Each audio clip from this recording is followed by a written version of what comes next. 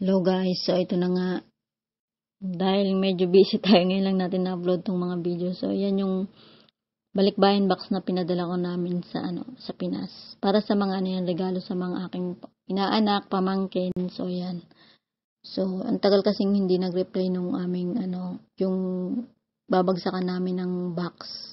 So inabot ng 2 weeks, 3 weeks. So kaya tuloy medyo na late kami ng send ng box kasi nga buti na lang chinat ko yung asawa niya sa Facebook. Tapos nag-reply sa amin na pwede na daw namin i-drop yung box. So medyo nalagpasan lang daw yung yung text. So tapos yan, dumiretso kami dito sa Home Depot. So yan, nakakita yung asawa ko ng shed. Yan, kasi nagpaplano siyang bumili ng shed. Yung para sa mga tools niya. Dito kasi sa Amerika uso yung shed na tinatawag nila.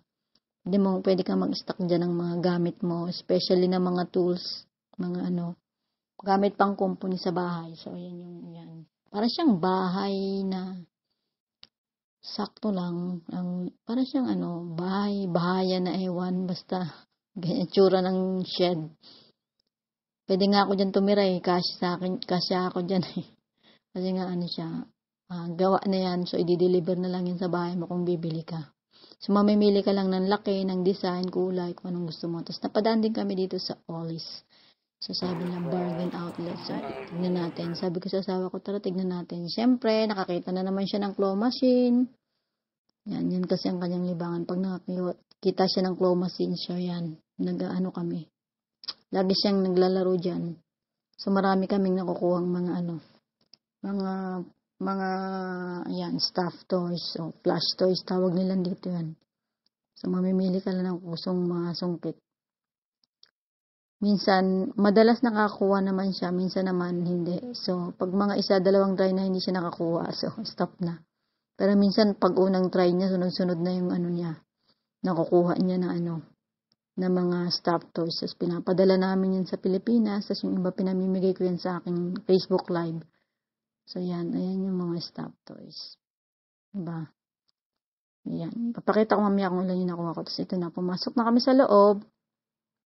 Yan ay mga paninda nila. So, mga paninda nila rito is more pang regalo. Gamit sa bahay, personal, mga toys, mga damit, mga ano-ano lang. Parang department store, grocery store. Kasi nga magpapasko na. So, ayan yung mga pwedeng pang regalo, mga mura lang siya. May mura, may mahal. Para sa mga bata, sa mga anak, o kung sino man gusto mong regaluhan na na something, ayan, makakapili ka. Medyo, yung ibang mabababa yung price nila dito. Ayan, nag-iikot-ikot lang naman kami. Kung may magustuhan kami, bibili kami. Pag hindi, wala lang, window shopping. Ayan, may mga Christmas wrapper sila. Ayan yung mga yung mga paninda nila rito. So, tiyaga ka lang naman magtingin-tingin ng mga tinda nila, tapos mga price, check mo rin yung mga price. Para kung gusto mo, makatipid-tipid ka. Ito lang yung mga na dito yan. Yung shampoo yan, binili ko yan, sabi ko, parang $5 lang yan. Tapos yan. Siyempre, pagtapos namin, alam niyo naman, meron pa kaming pupuntahan. So, ayan. So, meron sila ngayong sale dito. Sabi ko, uy, maraming sale. Pwede naman akong bumili. So, naisipan ko, sabi ko, may naisip akong magandang negosyo for 2024. So ito yung naisip kong negosyo. So, magtitinda ako ng mga pabango.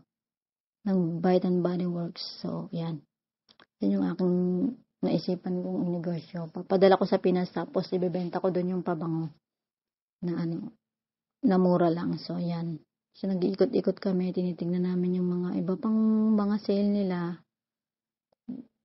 Yung iba naka-sale, pero yung iba hindi naman. So, siyempre, kinuha ko lang yung mga pabango, tapos yung iba pang gamit din namin sa aming sa aming mga personal.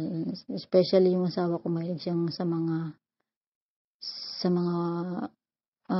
ang tawag dito, yung ginagamit sa pangligo, body wash, tsaka yung hand soap, yan ang kanyang pinipili. Sa akin naman, syempre, puro perfume. Walang kamatayang perfume. So, yan, ulit-ulit yan. Ang dami naming nabili, ano yata kami nasa 50 something dollars, mahigit. May discount naman yan. The more na marami kang bibilin, tapos sale, mas marami ka rin makuha discount. So, ayan.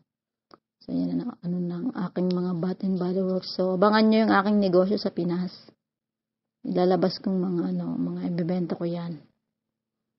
Yan. Nag-ipon ako ng pera ako sa Pinas para pag uwi ko, may pera ako na panggastos.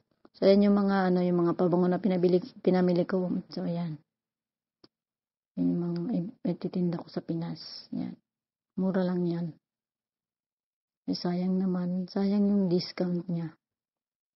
Para may maipon din ako na sarili kong pera sa Pinas. Pag nagbakasyon ako, para pag hindi naman lahat ng pera galing dito gastos. Alam niyo naman tayo pag nagbakasyon tayo sa damakmak yung ginagastos natin. So yan, siyempre pagtapos may dinaanan pa kami. Siyempre ng asawa ko kami pag lumabas ay kung saan pa kami naggagala. Hindi kami agad dumidiretso ng bahay. So nandito kami sa ano yung tawag dyan, Daily Deals style siya na yung mga mura yung mga tinda.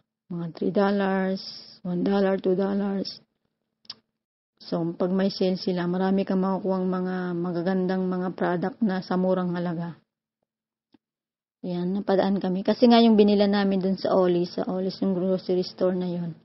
Yung cashier doon, sinabi kami kung nasaan kami nakatira, sabi namin dito. Tapos sabi niya, yung asawa ko meron sila dyang binubuksan na tindahan na daw. Bargain daw, yung pallet. Yan. So, mamimili ka lang kung anong gusto mo dyan. Tapos, halimbawa, all $3. So, makuha mo siya ng $3 each or $1, $2. So, ganyan yung yung asawa niya daw ay dito nagtatrabaho. So, dahil nga malapit lang to sa amin, nadahan namin pa uwi. So, dumiretso na kami. So, mabandang mga alas 2 na yun, alas 3. So, chinek lang namin kung ano yung mga tinda. Kaso, yung sale nila kaninang umaga pa, ihapon na kami dumaan. Naubos na yung mga magagandang items. Medyo hindi na masyadong magaganda items. Napagpilian na nila tong mga items na to. Kaya, wala lang. Tingin-tingin lang ako. Wala din ako nagustuhan. Nag-ikot-ikot lang ako ng mga nila dito. Marami ditong mga items, damit. Mayroon silang mga libro, pagkain, inumin, mga gadgets. Maganda kung tempuhan mo yung unang bukas nila. Nandun yung mga maraming gadgets mapipili mo. So, sa murang-murang halaga. So, ayan, water bottle, makukuha mo siya ng mas murang halaga. So, nagtingin-tingin lang ako kasi nakaraan bumili na kami sa Daily Deals. Dun pa yun sa, sa Lansing. Kaya parang medyo, tsaka marami na rin naman gamit sa bahay. Ayan meron silang soft drinks na tinda rito. Ano lang yan, for one pallet na saan lang yan, sarang $6-7. One box. Hindi ko lang ang laman yung 10 pieces mahigit. So, ayan lang, tingin-tingin. Kung may magustuhan, kung wala. Ayan yung mga paninda nila dito. Ayan, tapos makita mo kung ma-expired na o malapit na mag-expired. So, ayan. Alam ko yan yung mga parcel na binalik. Tapos, hindi na yung mga, during pandemic na mga parcel yan na hindi na i-deliver na kasi nga nagka-pandemic. So, ayan. Binebenta nila yan ng murang halaga. So, napunta kami dito sa mga snacks. So, one box na is nasa, magkano ba bilang sa $7. Ayan, $6 pala. So, ayan yung price niya. Yung isang box na yan, mayroon man siyang laman na 20 pieces, 30 pieces na mga chichirya.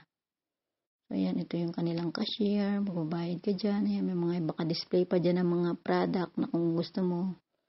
Mga pagkain. So, ayan yung kanilang lugar. Diba? Wala ng tao. Kasi yung sale kaninang umaga pa. Naubos na yung tao. Pagdating namin, ilan na lang yung tao dito. So, ayan yung mga nabili ng asawa ko. Yan yung laman ng box na nabili niya ng $6.